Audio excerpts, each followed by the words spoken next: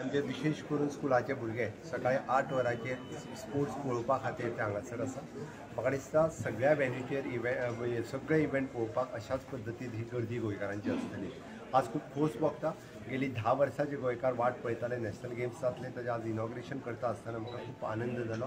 निश्चित रित्या 37 national game host करपा खातीर ज्या पद्दतीचो एक वातावरण गोंयांत तयार जाला, सगळे जाण वेगवेगळ्या वेन्यूचेर सगळी कडेन सगळ्यांचें स्वागत करपाक आसा.